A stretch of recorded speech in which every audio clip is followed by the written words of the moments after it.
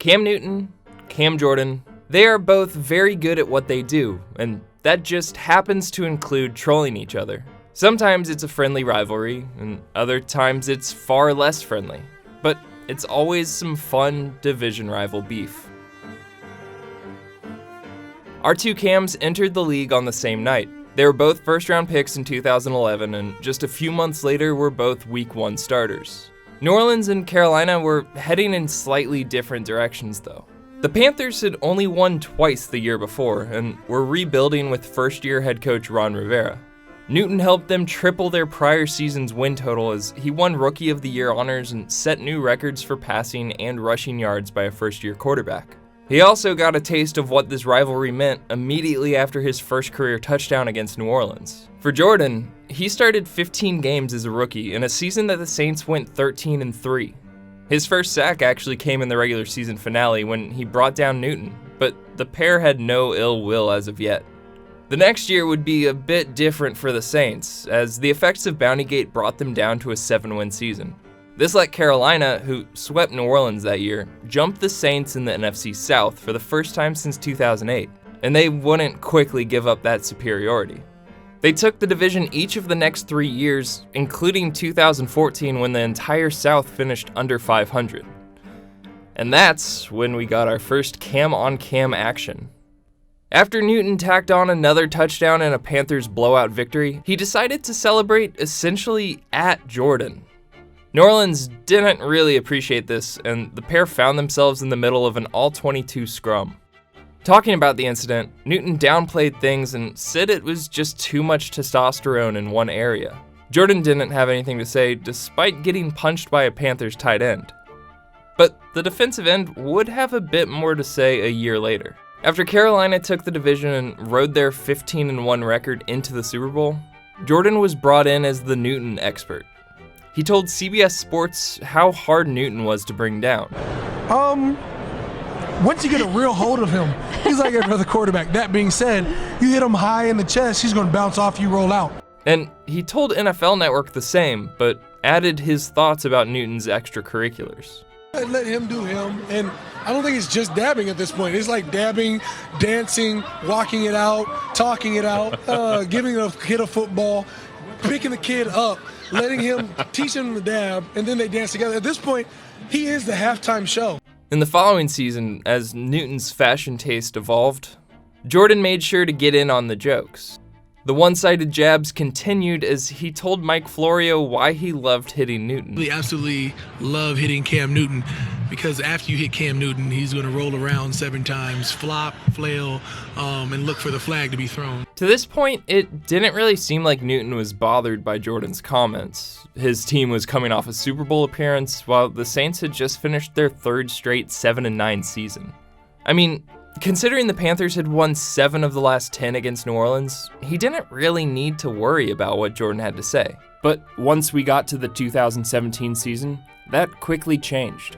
In a September matchup, the Saints blew by the Panthers. Jordan had a huge red zone sack on Newton, who threw 3 picks on the day after only tossing 7 in the previous 12 games against New Orleans. Afterwards, Jordan said anytime he tried to scoot out, we showed up on his high heels. Not that he wears high heels, I don't think so yet, right? He went ahead and brought up Newton's hats and, as he called it, Coachella onesie. When a reporter informed him the outfit is actually called a romp him, Jordan responded, "Oh, the romper? The romp him? We romped him." Newton was asked about the comments and was flattered that Jordan had taken note of his wardrobe, offering to send him some upgrades. But it sounded like Jordan was good, if not confused, as to what Newton would actually pass along. At this point in the season, both teams were sitting at 8-3 with the division up for grabs ahead of their Week 13 showdown. While Jordan was held sackless, the Saints defense limited Newton. And despite giving up a late touchdown, they took home a win that would help New Orleans earn their first division title in 6 years. The Panthers, though, were also 11-5, and as fate would have it, Carolina was given another shot at beating New Orleans. The teams met wildcard weekend, and Jordan once again met Newton in the backfield early on. With the Panthers attempting a comeback, Jordan pressured Newton, who wound up getting called for intentional grounding, then helped close out the game as the Panthers were looking for a miracle. After the game, Jordan said he wanted to send Newton a bottle of wine, his version of the sauce that the QB had offered earlier.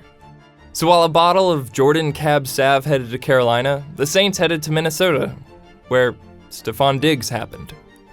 From there, it would be a long wait for the next matchup between the Cams. It likely felt even lengthier for Newton.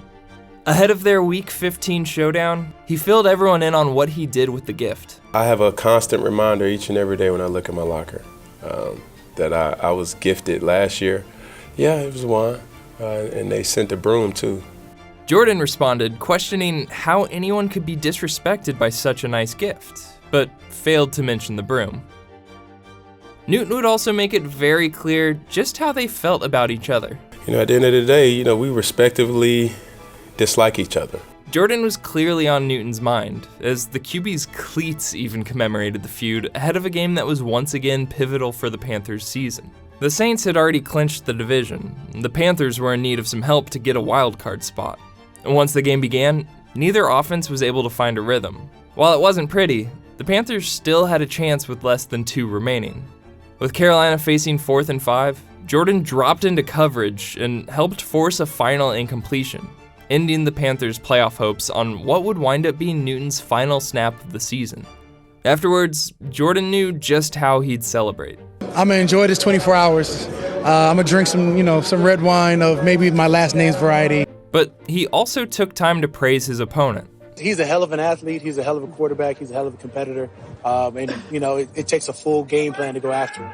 While the pair didn't share the field in the Week 17 rematch, the friendly rivalry is likely far from over. It comes with the territory. One dude is paid big bucks to lead the offense, and the other is handsomely compensated to prevent that from happening. So as long as they have to keep going up against each other, we'll be able to keep enjoying the beef. My gift to you for finishing is this recommendation: Odell Beckham Jr. versus Josh Norman. I think there's something in the water of the Carolinas. Or check out the playlist for something more up your alley. Subscribe to SB Nation, thanks for watching, and we'll see you soon.